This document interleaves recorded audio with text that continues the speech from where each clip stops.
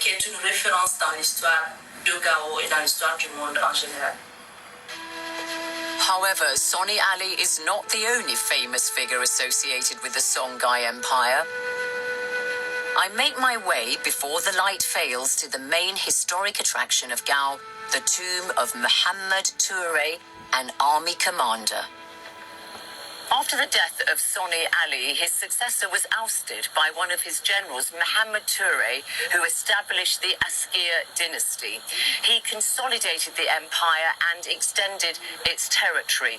And this mud tomb behind me is that of the Askir dynasty, and it was built in 1495. And it's a testament to the power and riches of the Songhai Empire.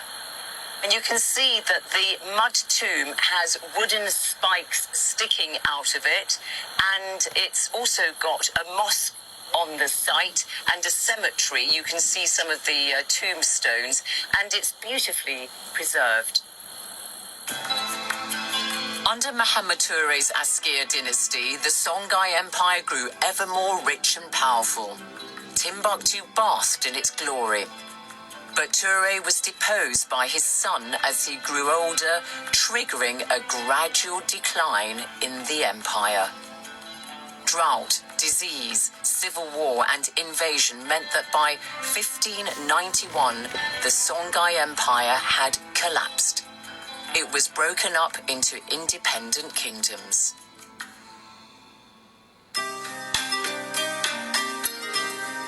One of these kingdoms was the Bambara, based in the pretty riverside town of Ségou.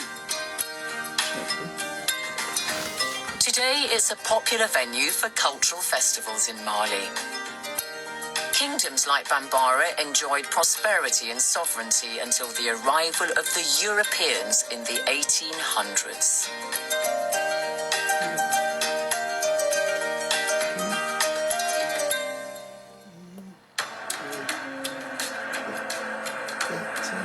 What the period covered in this episode tells us is that Africa made a huge mark on the world through trans-Sahara trade. It also displayed the whole range of political formations, from clans to kingdoms to empires, which demonstrate a history of tremendous richness. Some academics state that it was the Arab and Muslim influence that brought sub-Saharan Africa out of isolation and linked it with the rest of the world.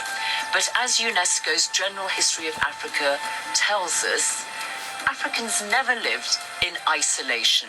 Its peoples were constantly on the move. Plus, the volume of trans-Saharan trade meant that there were deep relations between the north and south of the Sahara.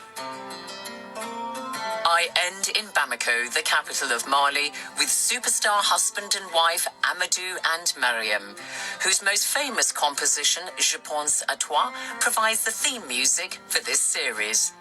They decided to release it in French to broaden its international appeal. Oui, la chanson Je pense à toi, ça concerne partout, ça concerne pour tout le monde. Ça parle pas que l'Afrique, parce que ça parle de l'amour, tout le monde est concerné.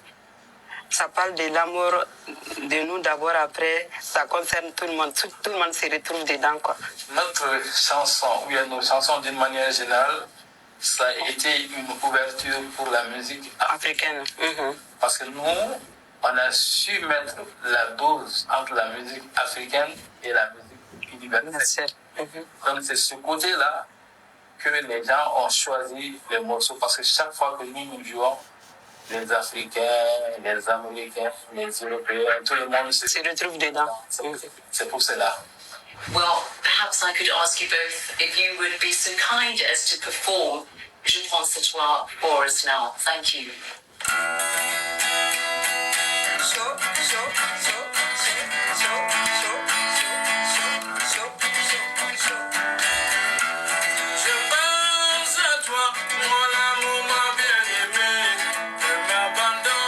In the next episode, we see how city-states and kingdoms further west in Africa gave rise to rich and diverse civilizations, including some of the best-known works of art in the whole of the continent.